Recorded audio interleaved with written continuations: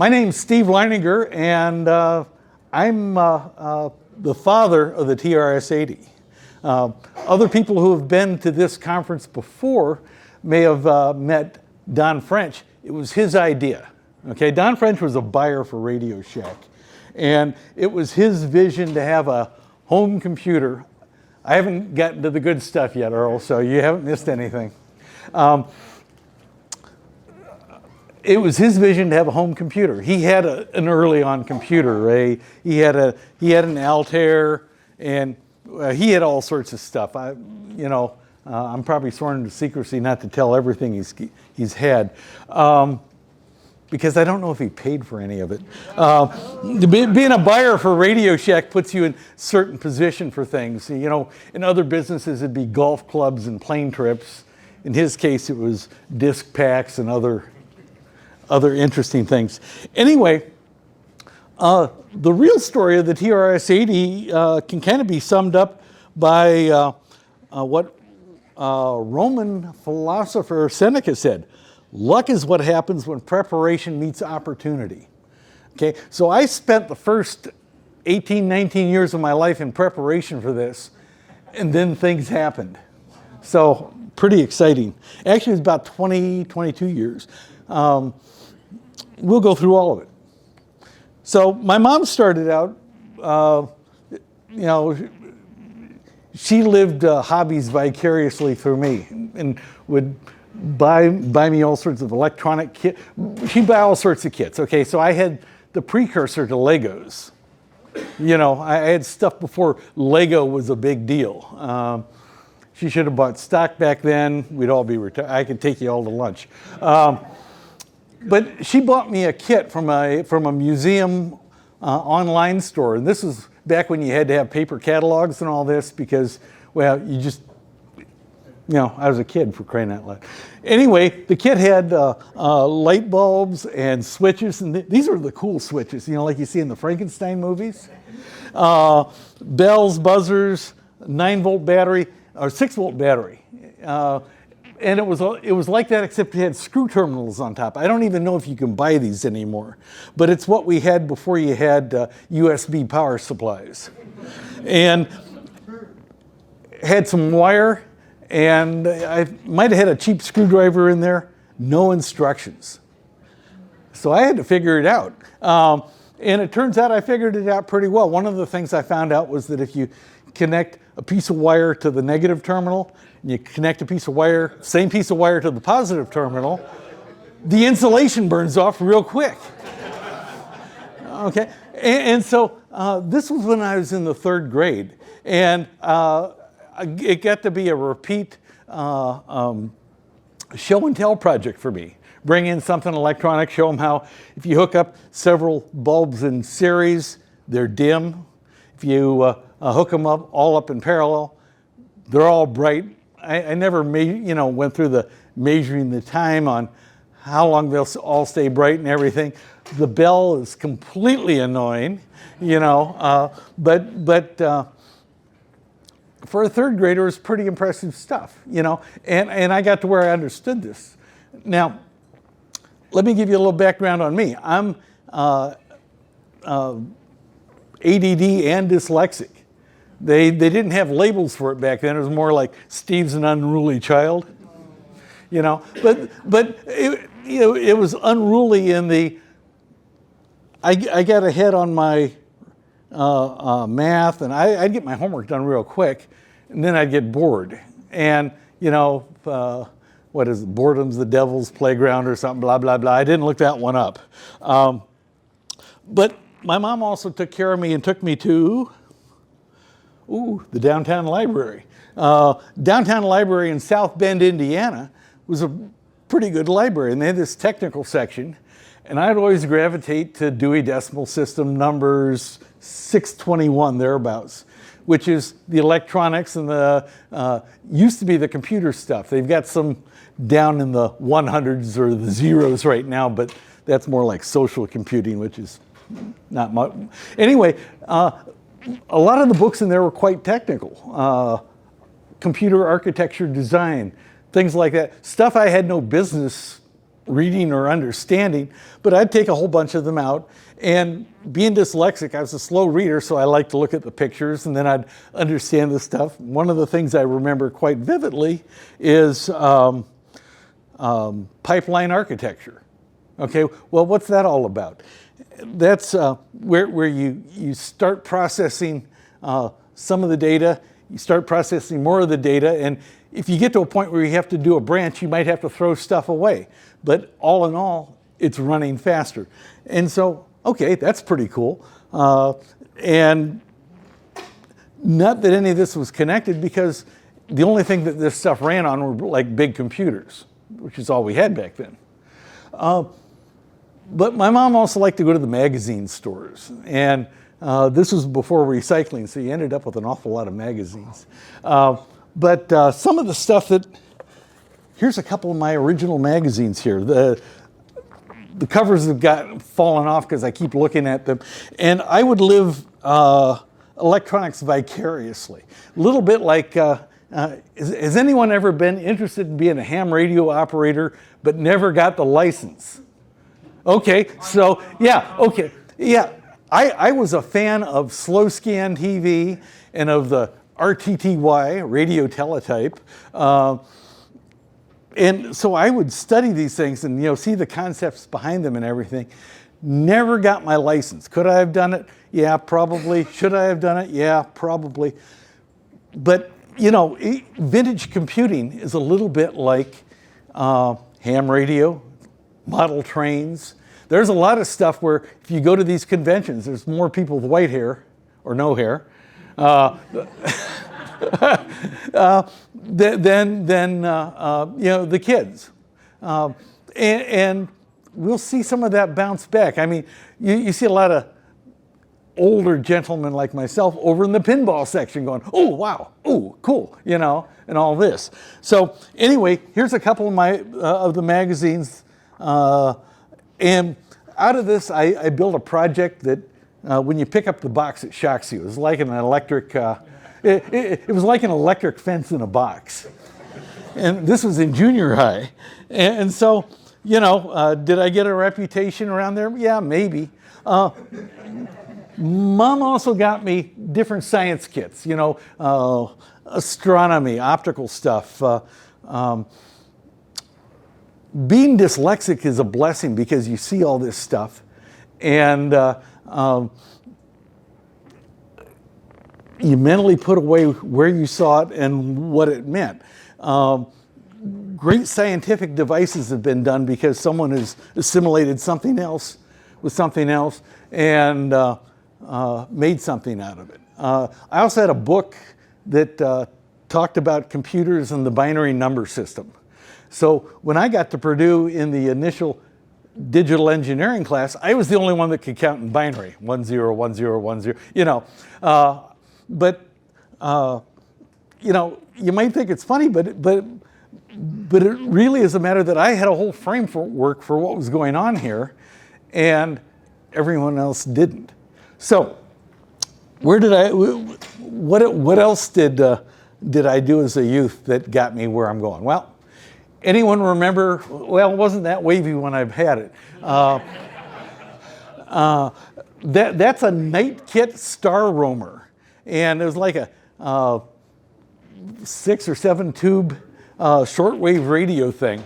And my mom would always tell the story to people about how I was so intense with the desk lamp and the solder smoke coming up in my face and the smell of rosin, right? Yeah. Don't do this at home. You now see people putting on bunny suits to use soldering irons. This isn't exactly my project. Mine had the nails pointing up, but this is 2 nails with a cord on it. The cord's got a plug on the end of it, and you plug it into the wall. I had a switch on mine, so it was a little safer, but instantly cooks a hot dog. My problem is I put the switch on the neutral side so that when I put my hand on the thing that was, it was actually connected to hot, even though it was turned off, and touched the sink, with the yeah. So I'm lucky I'm here, Anyway, isn't there a saying that what doesn't kill you makes you stronger? Makes you smarter anyway. Anyway, this is the kind of stuff I used to work on. I made a Tesla coil. Didn't make it as good as, there's folks in Austin now, Architect. They make huge Tesla coils, Faraday suits and all that. I'm buying 2 of theirs to do music for science shows. That's a thing that I'm doing now as I get older. We moved from, yes? Did you mean like a theremin? No, I mean like a Tesla coil with arcs like this, and it plays music by modulating the arc. Yeah. I'll show you later. It's cool. So we moved to Indianapolis because my dad's job took us down there, and I got started in. It didn't have a trademark on it. I had a garage band, where a bunch of us kids from high school. The spontaneous generation, no image available. Back then, image would cost you film, right? Now it's just bits, and you just fire away, and you don't even have to keep it in a shoebox under your bed. When we had this band, I played the bass guitar in the band at the time, so whatever. But our guitar player, he had an amplifier. I don't even remember what brand it was, but he took it into the music store, that one right there, Arthur's Music Store, in South Indianapolis, because they had the best repair shop. And after 6 weeks of the best repair shop, we still couldn't play because he didn't have an amplifier. So we went down there to kind of gang up on them and, try the sad face or try being the good guys and see which way worked. And none of that seemed to shake things. So I said, well, can I, they said, well, our tech's not here. And can I go down and take a look at the amplifier? Okay, so they let me down in the repair sanctum sanctorum, and 15 minutes later I emerged with this working amplifier. And well, it had a bad tube. They had a tube tester and a whole bunch of tubes, and it was pretty easy pleasy. And so while they were cashing my friend out, manager comes over and leans up to me and says, would you like a job? And I was in high school, for crying out loud. I'd been working at a Dairy Queen. It fit my talent level. So I started working there. And because I was working there, they said, well, could you do some work for our North Side store? Well, it's a lot closer than this one. It wasn't a big one, but yeah, I could do that. And then right next to that was they had a store they had a relationship with. They didn't own it, but it was an organ store, organ and pianos. And well, organs are mostly digital inside now, and they were beginning to be digital back then. Okay, so if you have a note. The A note is 440.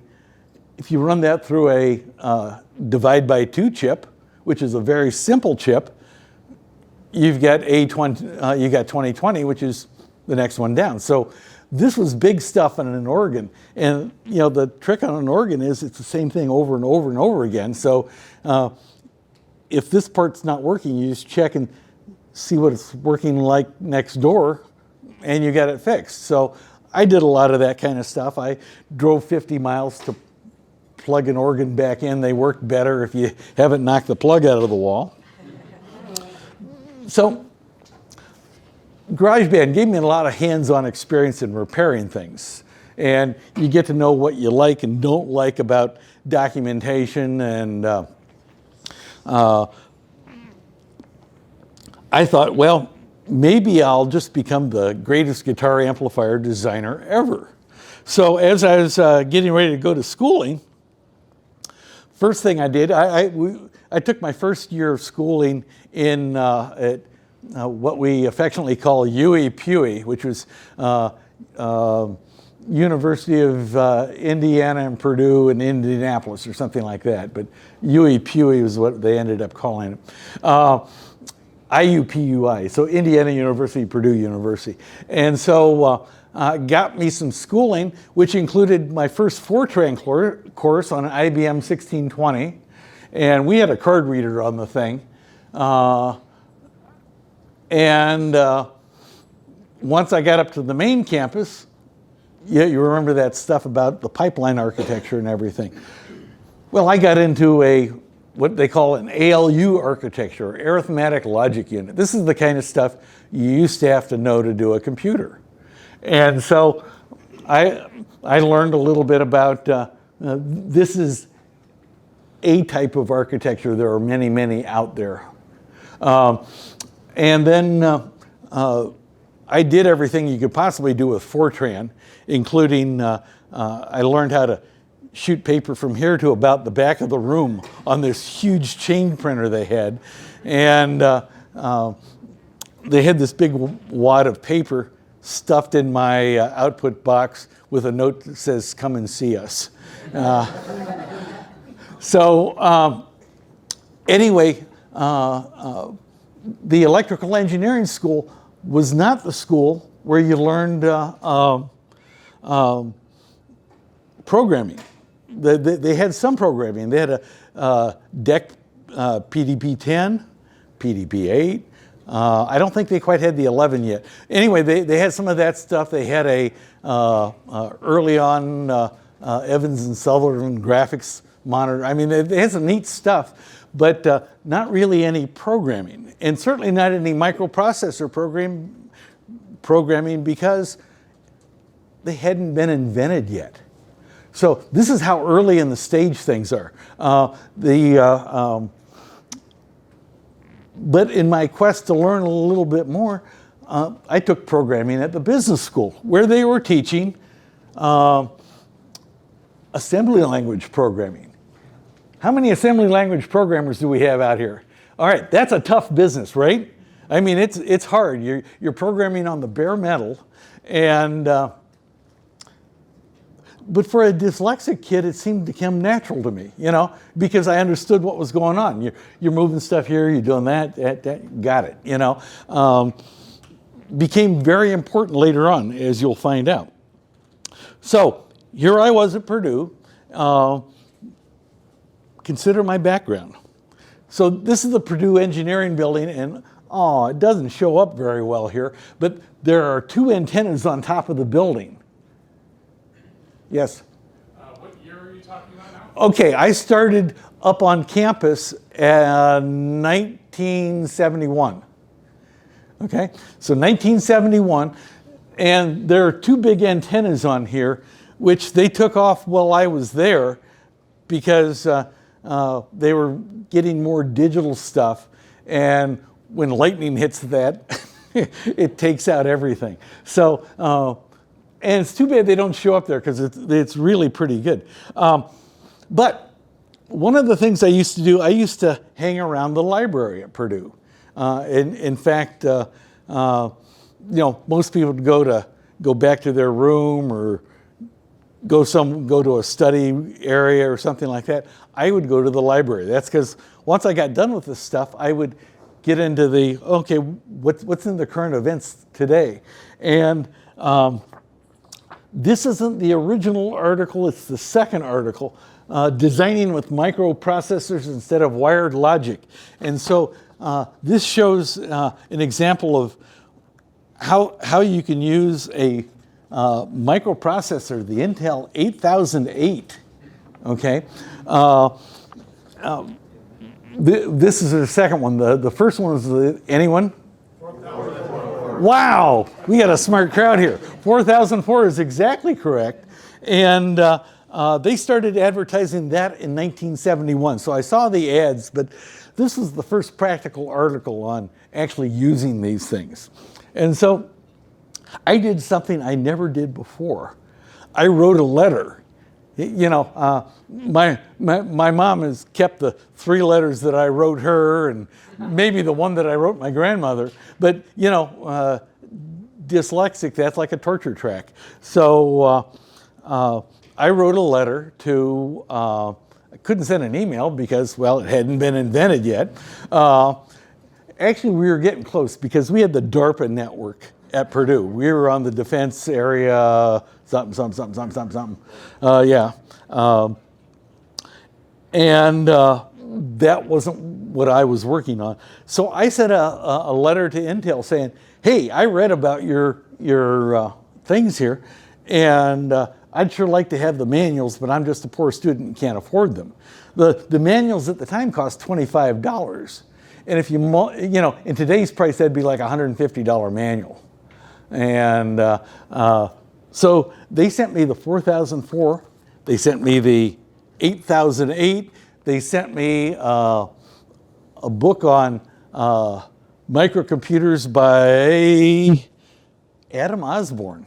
Anyone remember Adam Osborne? Yeah. And a couple other things. And so, you know, I got this stuff and I studied through it. And, oh, that was great. I ended up simulating this chip on one of the other students was working on a digital simulator for big logic circuits. And I simulated this thing down to the register level, and it ran code. It didn't run it in real time, but you know, the simulation of the simulation would actually run code. So I understood what microcomputer code was doing before they had anything like a microcomputer class at Purdue. And in the meantime, I was working on my own master's thesis on a decompression calculator for scuba divers. I invented the decompression calculator for scuba divers. Someone else turned it into practical stuff, but so I never made anything on that. I probably should have, but I invented the CPU that this thing ran on because I didn't have one at the time.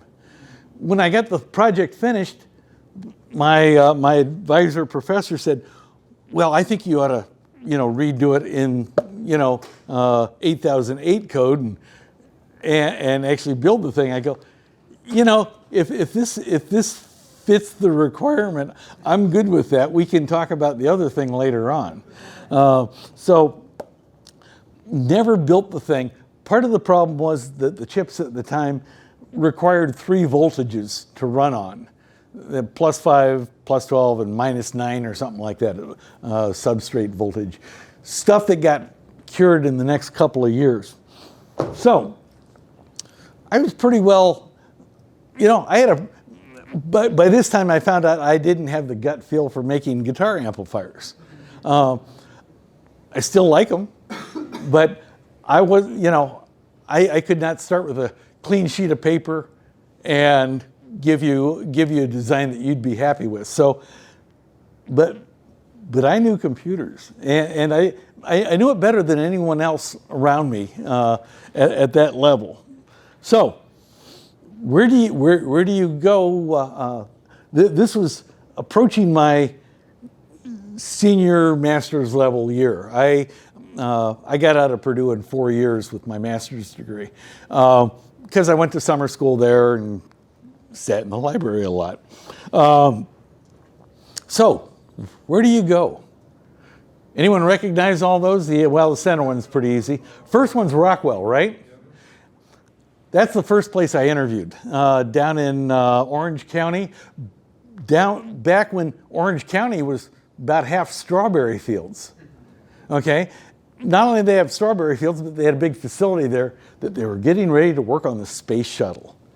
And I thought, well, this is bogus. No one will ever do this. That's my excuse after I left the place. But when I was there, I was telling them about how I made my own guitar amplifiers, and I knew digital electronics and all this kind of stuff and everything. They said, well, that's nice, but you can't touch any of the electronics here. We have union technicians that do all that work. And after he said that, I didn't hear a word he said the rest of the thing. I couldn't touch the electronics. What's the point? So I may have missed a great opportunity. Probably would not have made me an astronaut, but but you're one of thousands of engineers there. Okay. Oh, Intel and National Semiconductor. Well, they both are thousands of engineers also, which actually played into Radio Shack's hand pretty well. I interviewed at Intel, interviewed with the guys that had started the business in microcomputers, and they asked me some technical questions, and I aced that, no problems. Then they said, do you have any process experience? Okay, process experience means, do you know how to cook silicon and make real chips? And well, no, I don't. They only taught that at Caltech at the time. I think Purdue's got a process lab now, and most everyone does. But boy, bleeding edge on that. You're talking. Schools generally are using hand-me-down equipment, and particularly when you're talking about $1 billion something or other to make a silicon chip this big and all this kind of stuff. So my answer was no, I don't do that. And the guy said, man, we could use someone with your skill, but it's going to be 6 months. All right, well, I'm out here. I had set up 2 interviews, and the other one was with National Semiconductor.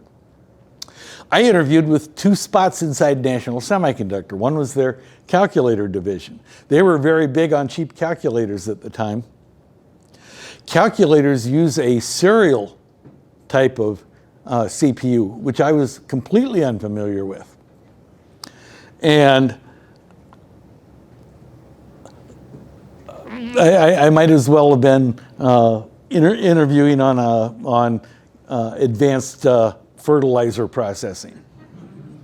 It was maybe the worst interview I had ever had. If you ever had one of those where you leave and you go, whoa, and they didn't really hold it against me, but it's kind of like, you're not going to fit here, So I went to the microcomputer group, and their microcomputer system development group, actually, and interviewed with 2 or 3 of their managers or managing engineers. And, I remember the one question, use an 8-bit processor to add 2 16-bit numbers together. And I said, well, do you have a add with carry instruction, which is very important for doing that. There's other ways to do it, but that makes it real simple. And at that point, I had already aced the test at that very moment because I knew what an add with carry instruction was. And so they put me in a group that I did the electronic design there, and they were doing development boards. And the thing that I got to work on was the SCMP, or the I forgot what the S meant now. Anyway, it's a low-cost microprocessor, so it was probably simply cheap microprocessor. Anyway, I developed a couple boards for that that would fit on fit in a little rack so that you could test the stuff. And at this time, it was 1975-ish, late 75. So this was after the Altair came out. So the bus architecture kind of stuff was kind of front and center on people's minds. These were closer to the vector-sized boards at that time. Radio Shack actually had a similar-sized board. Did I bring? I didn't bring the one board. Maybe I did. Hang on. Yes. Ta-da. So they wanted something less expensive than buying 4 boards and a rack and all this other kind of stuff to make things work. So I designed their LCDS, the low. Oh no, this was even cheaper than the LCDS. But this is a single board prototyper. Okay, not unlike some of the other things that people back in this time would have used. And this could have been, wasn't, but it could have been, the Arduino, right? Kind of fits the same spot. If you knew what you were doing, it didn't have a high-level language. High-level languages weren't a big deal at that moment yet. So all the work I did there, all my logic design work was done with a template. Actually, I have this one for very large sheets, and then I've got a smaller one. There's a great slide rule set up in here. This was more useful to me than my slide rule, and I've got a good slide rule. So one more thing I developed was the SCAMP low-cost development system. Now that used those boards, had the processor on it, had 7-segment displays that were multiplexed, had a keyboard that I was scanning. So I was doing a lot of hardware gazintas and gazoutas. There was a bitbanger serial interface. Bitbanger means that you're doing the timing in the microprocessor. You're not using a piece of hardware to do this. Okay, and that's because it didn't have that piece of hardware. But anyway, it was a complete system, and by then we'd hired some software guys directly out of school to write the code for that, and they couldn't get it down to under 4K bytes, and we only had 2K bytes of memory to work with. That's 2,048 bytes. That's not very much, right? But when you understand the hardware behind the thing, you might pick your instructions a little carefuler. Carefuler? More careful. Better. Gooder, as some would say, right? Anyway, so I was able to outprogram the new kid programmers. I'm sure they got better.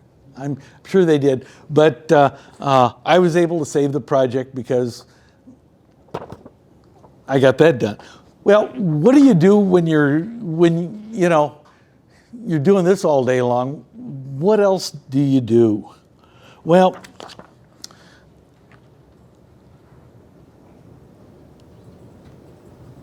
I was already working on my 10,000 hours of practice to become a virtuoso. Has anyone read this book, Outliers by Malcolm Gladwell? Bill Gates is in there. Rolling Stone, no, Beatles. The Beatles are in there. And his thesis on this is that anyone who gets really good at anything has probably spent more than 10,000 hours in it. And so, these guys that are getting 7 digits on the pinball machines, yeah, they've spent a lot of time at it. I'm good when I get up above 5 digits. So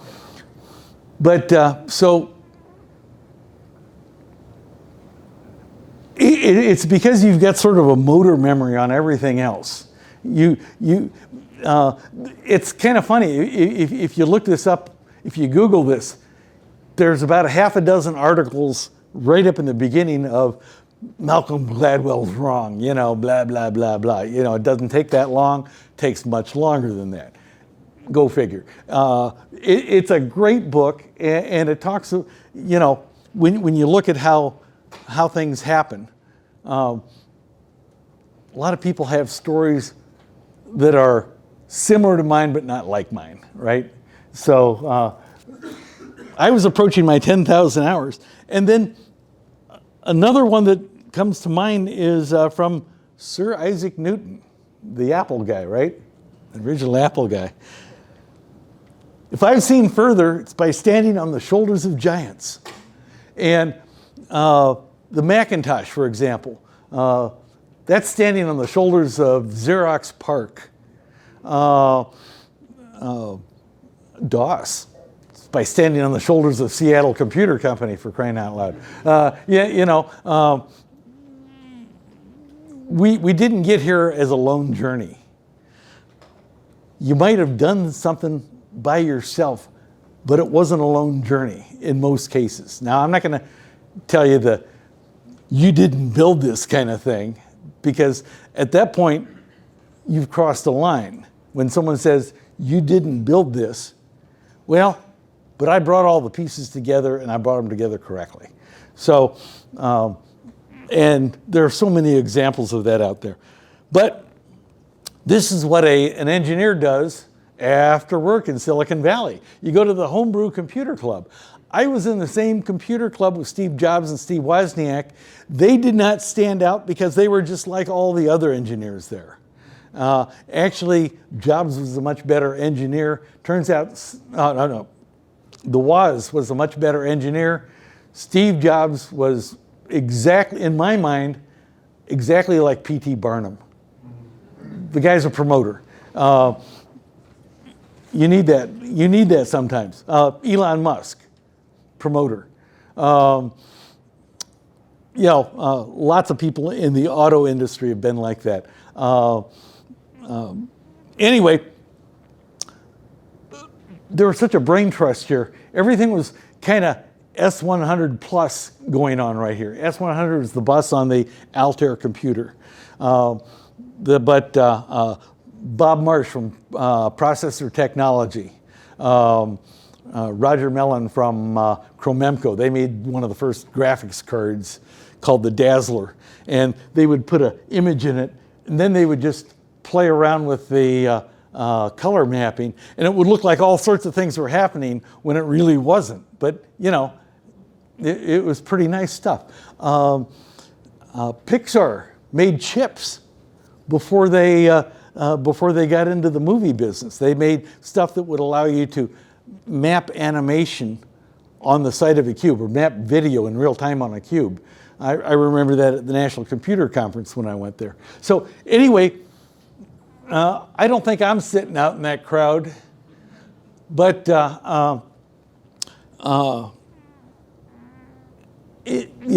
Wilbur and Orville Wright kinds of stuff, because we were just all trying to build computers. And so I was building one using National Semiconductor boards. Did I say I took the job at National Semiconductor? If I didn't, I did. Anyway, so they had some boards from their 16-bit microprocessor. They had some that were upgraded enough that they had too many wire cuts and jumpers on the thing. You'd understand what that was if you worked in the business. I was wire wrapping a video card to go in there, because these things just worked on a serial thing, a serial port to a, what we would call a glass teletype back then. Most popularly at the time, the Lear-Siegler Atom 3. Cost $1,000, which was cheap compared to everything else. But it had a board that looked like a cookie sheet full of parts, because it didn't have a microprocessor. It was all digital logic doing all the work. But in addition to doing this, I also started moonlighting. And I'm not sure how I ever, I remember I went into the store. Here it is, Bike Shop number 2. And I would tell my family about that and say, bike shop, you mean like Schwinn? No, bite shop. You'd have to explain the whole thing, and yeah. So we had the famed Apple I there. We were selling the Apple I, among other things. But when I went into the store, they were trying to troubleshoot an Altair bus with an oscilloscope that was about this big. It looked like it had come out of a tank.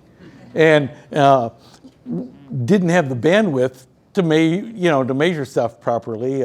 Working at National Semiconductor, I had good engineering tools. So I said, you're not going to be able to use that. Let me bring my Heathkit scope in and we'll take a look at it. And you want a job? So, I ended up with a job there. So this is all important here in just a minute. So one of the things I was doing was I was still working on the cheap processor while working on the more expensive stuff at home, making my own personal computer. And I'd gotten an IMSI, which is the upgraded version of the Altair. I got that from the computer store. But I thought, well, this would be cool to have a Tiny Basic in this. And Tiny Basic was a sort of a concept started Dr. Dobbs' journal. This is old school stuff here. This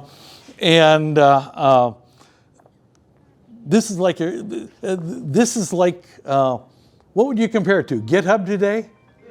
It's like a paper version of GitHub. It's all the open source software. And there's a guy named Lai-Chen Wang who had come up with a basic interpreter called Palo Alto Tiny Basic. Okay? And I was converting that completely over to the SCAMP, which has a completely different instruction set. I was about halfway through that. In fact, at National Semiconductor, this is one that they turned down. Personal computer proposal, dated April 15th, 1976. There's my hand draw, artist rendering, right? All right, it's got chiclet keys, and you wouldn't like it, but it has sort of an outline of everything you needed: cassette recorder interface, video character generator, read-write memory, ROM memory. Customer base was the layman. Okay, so the amateur, the professional, possible options, a printer, and a professional keyboard. So I was ahead of the game, right? I could have been a contender. So where does that take me?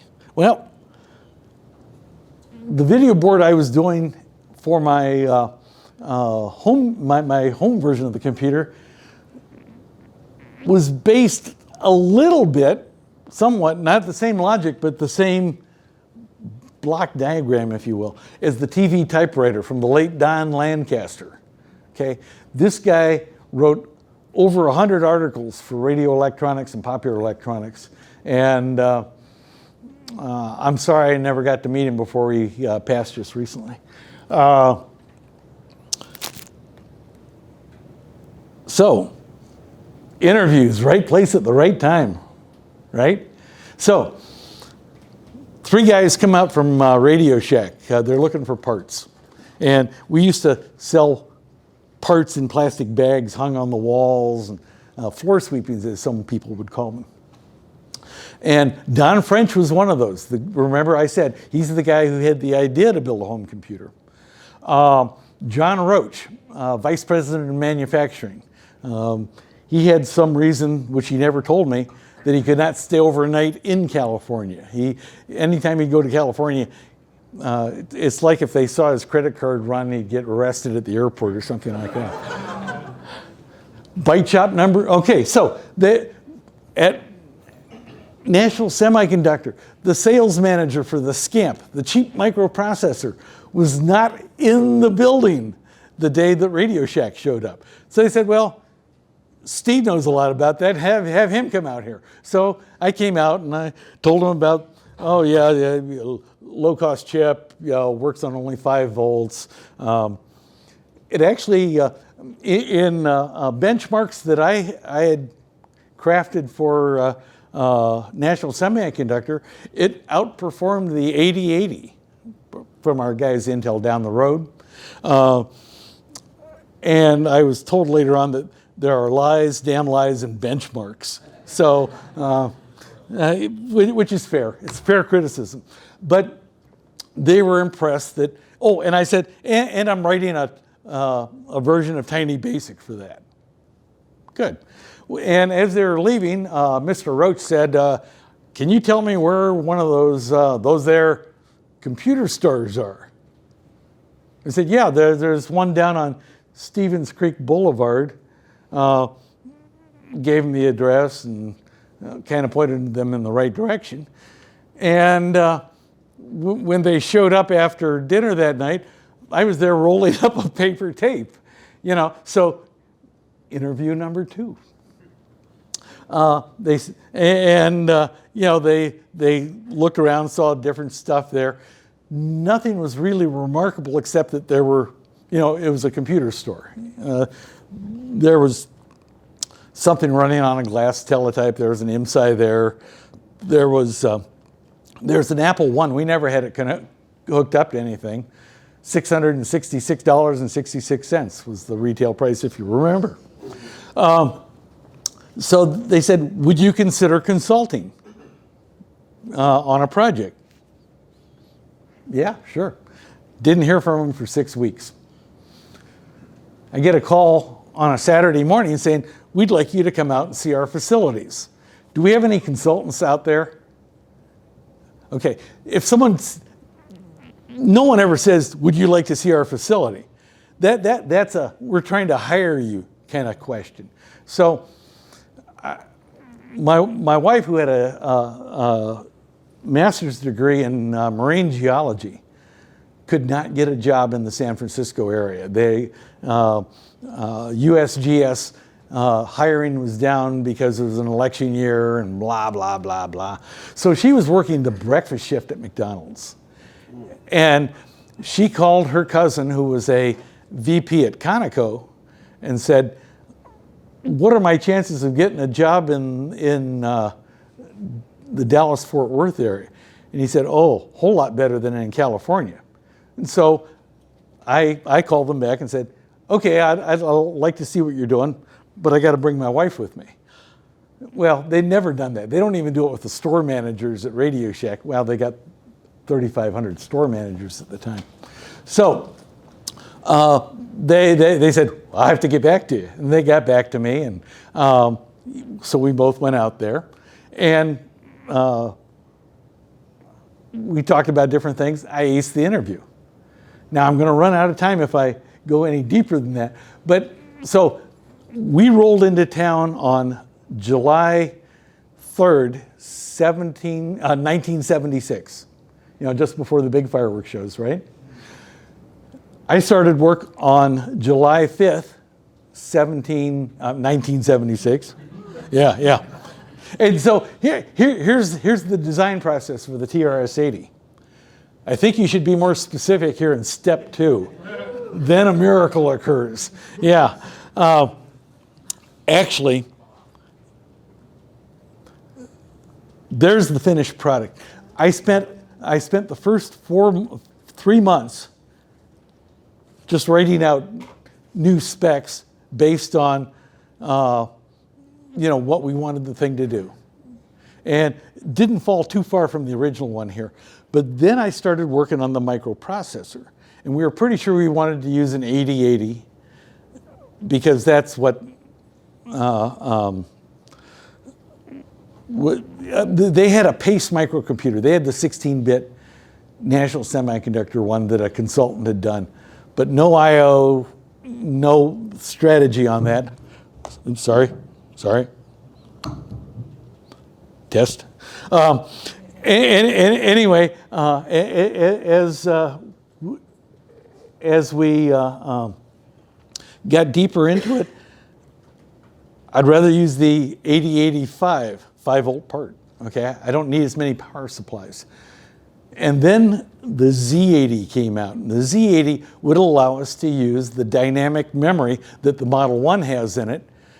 Dynamic memory needs to be refreshed. Okay, it needs extra logic normally, but it's built into the Z80. So made that decision, also picked up some stuff. started working on the schematic, hand-drawn, full-size. It was big sheets like this. I actually still got a copy of the big sheets that I drew. This is an update on it because prior to this it was called Project 88. Secret thing. Anyway, they moved me around from facility to facility. As I got the specs written up, they moved me away from my boss because he kept, how many of you have seen Office Space? Yeah. Well, the TCP report. Tell me what you're doing. And you're killing me here. So my report started to look like I'm writing your report, and I finally got, it drove us both crazy. So they put me out in one of their speaker factories. And I became known as the strange scientist that worked all by myself. And what I was doing, I was taking my schematics and wire wrapping them. This is the two EEPROMs that had the integer basic in it. Okay, this is 2K bytes of memory here. Had an integer basic with keyboard and video drivers.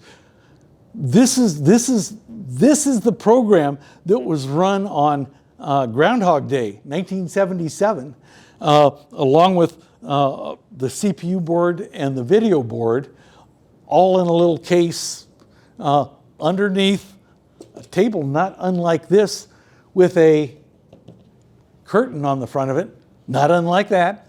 And but we had epoxy version of the case and the real keyboard in it. And I don't think the cassette interface didn't work at that time. So when we showed that to Mr. Tandy, he looked at it, and I was looking over his shoulder, and he takes a big puff on his cigar and blew it at the screen, and this ball of smoke comes back and just about killed me on the spot. But that's when they said, all right, let's go with it. And then for the next week, they argued on how many we should build. And they decided, since we have 3,500 stores, they would actually authorize 3,500 of these because we could use them in the back room for inventory if we didn't use them for anything else. And I was speaking to Mr. Roach, who was VP Manufacturing at the time, and this was quoted in the Wall Street Journal in his obituary, okay? That I said, he said, well, we'll do the 3,500, and let's go to 5,000 because I think we can sell all those. And I said, well, I think we can sell 50,000 in the first year.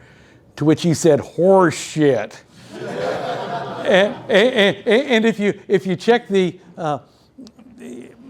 his executive secretary called me when he passed away in 2022 and said that a gentleman from Wall Street Journal wanted to interview me. So I told the story, and they printed it. Yeah, so I don't know how many times that word's in the Wall Street Journal, but it's in there once.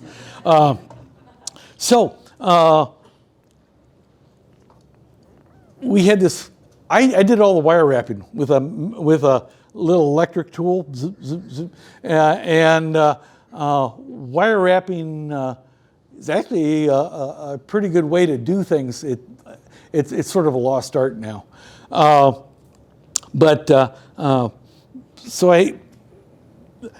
Now we had to take the design, and luckily I was pretty right the first time. I did some slight modifications on this, and we had an outside service do the printed circuit board layout, which is pretty normal. But at the same time, they were already doing the case design. They're doing things in parallel there. And we were just waiting for Robert Uterick to come up with the basic for the ROMs. Anyone remember Robert Udrich? Well, it's because we talked about him, but he wrote a basic for a 6800, and it was included in Interface Age magazine on a one of these vinyl records. They called it floppy basic, and so you had to have a interface to read it in and all this kind of stuff. Anyway, he went into radio silence, and so about April they said, "Steve, you're going to have to finish the basic. You're going to have to write the basic." Well, I had the integer version based on the Lai Chen Wang stuff, but I had to add graphics. I had to add the cassette interface, and I had to add floating point. Well, there was a floating point library from Zilog, which I was able to use. I got all this stuff working, and it's only because I was lucky, all right? You remember what luck is, right? It's where preparation meets opportunity. So got that all to work, got it all into 4K bytes, which is all we had. I don't think there wasn't even enough room for me to, put an Easter egg in there with my name or anything like that. Oh, yeah, tough. Wasn't even think. I was just glad it was finished, so didn't get the cassette interface working until, oh gosh, it was like it was over Memorial Day weekend, and I was spending all Memorial Day weekend there rather than doing something else, and it turned out it was the carry bit. Of all things, it was that damn carry bit again.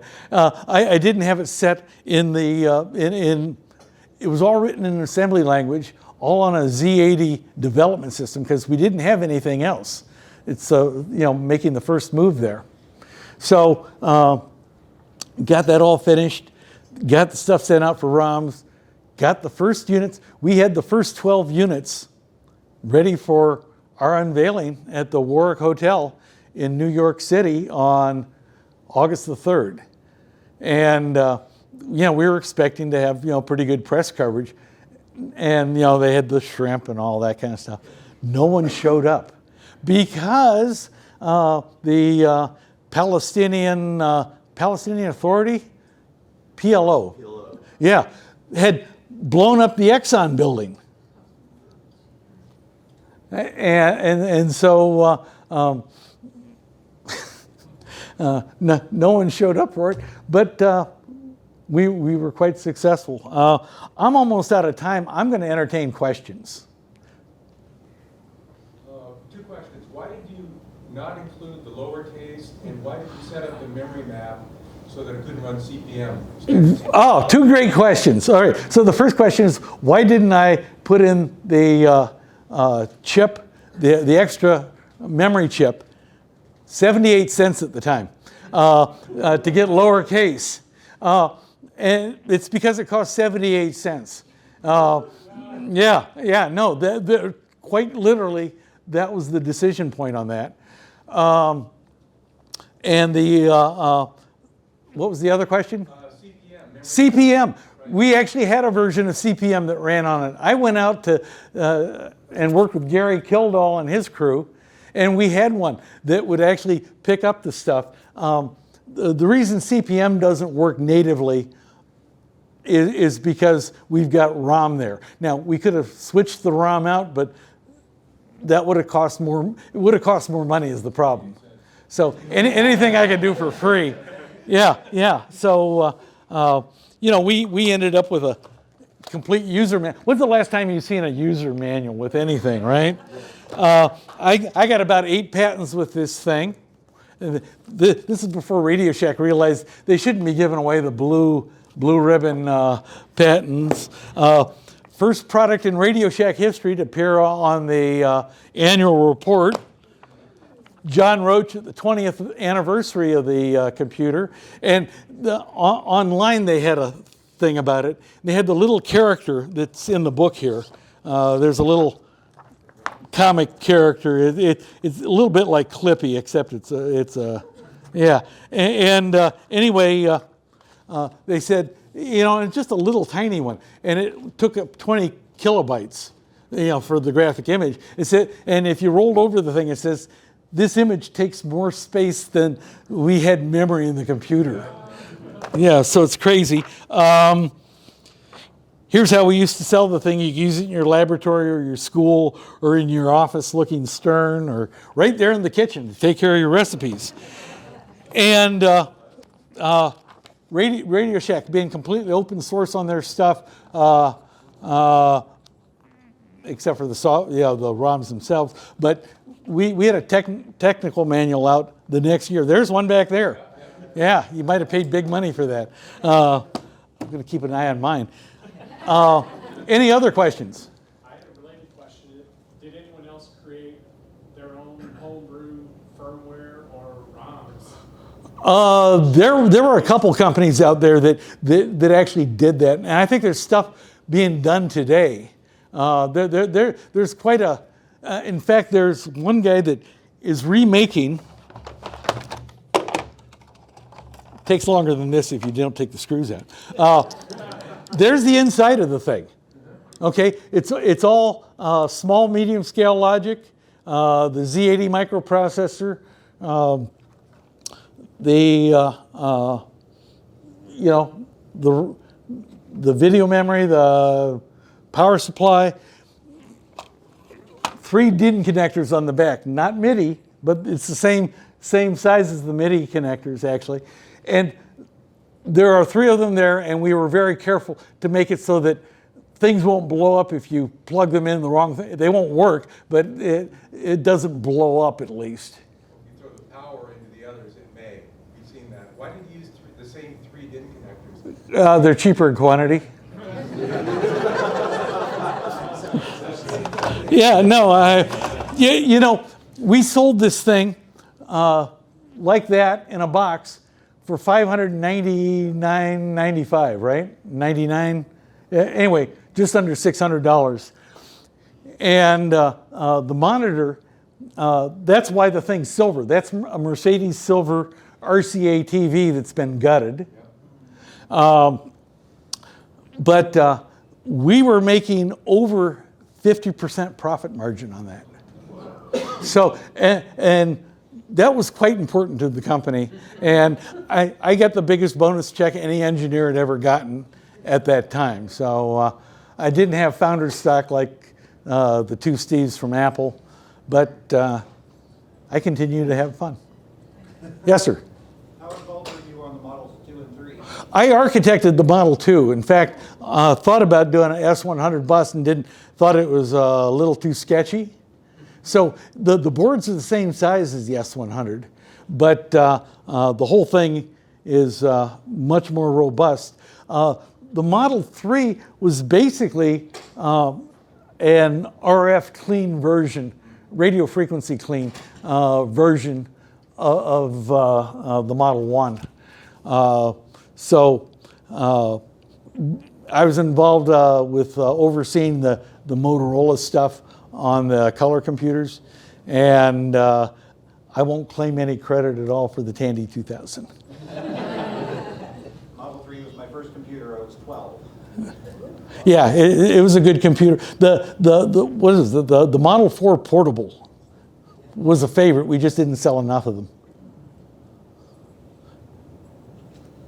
Did you not have to pass FCC certs for Model 1 or 2 then? Did I what? Did you not have FCC certification to go through? It wasn't required. It was kind well, we weren't hooking up to Channel 3.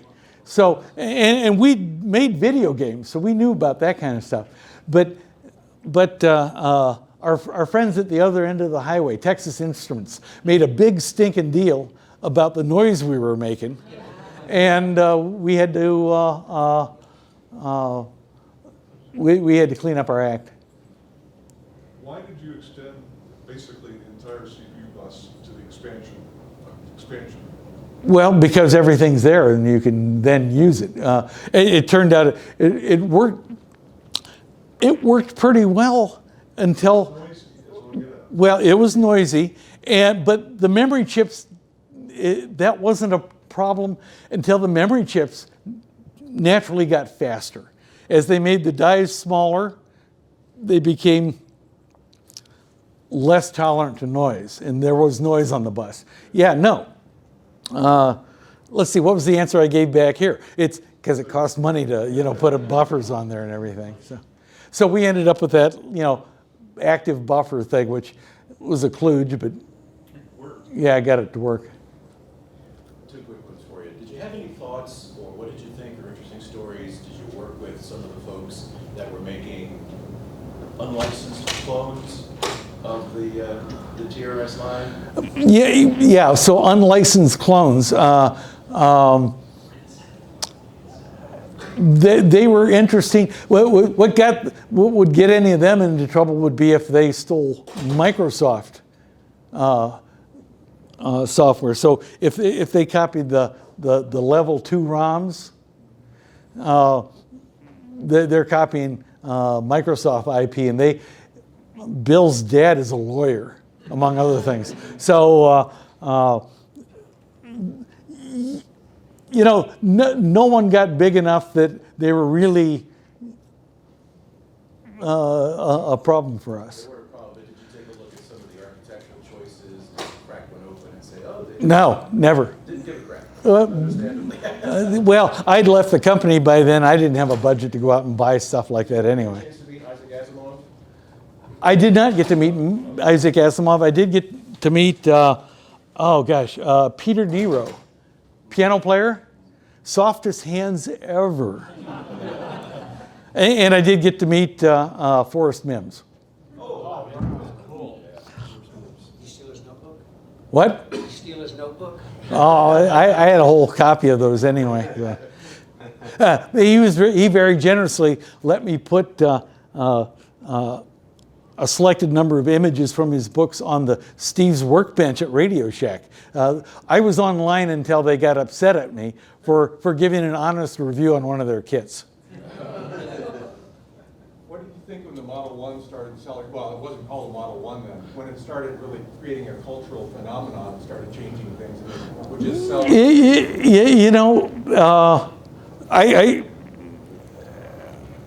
many did you sell the first year?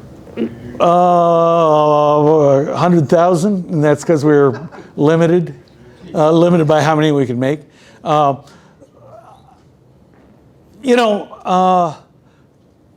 Cultural phenomenon is kind of funny because a lot of this stuff you don't see until you see it in retrospect, right?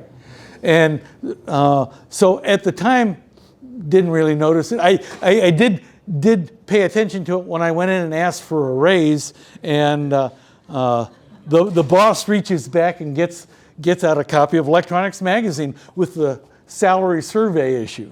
And I said, okay, show me where inventor of the computer is, that's the category I was in. I wasn't, digital engineer. I was a kid, a little full of myself. Probably could not have managed the thing, but given that you were in the homebrew computer job with both the Steves, were you at all surprised when you when you ended up competing directly with like Apple II? That was kind of funny because the Apple, we were looking at it and they were selling it for $1,000 without a monitor, without the tape, and it's not the same thing. I mean, it's a little bit like, I guess we preferred to be the Chevrolet rather than the Mercedes or the Audi, and which worked out fine until IBM got in there, and IBM, it's IBM. It'd be like having a golf cart that said,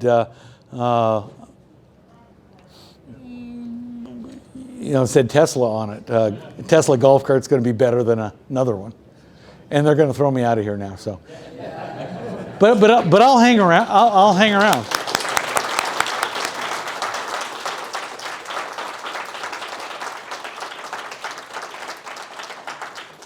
Thank you.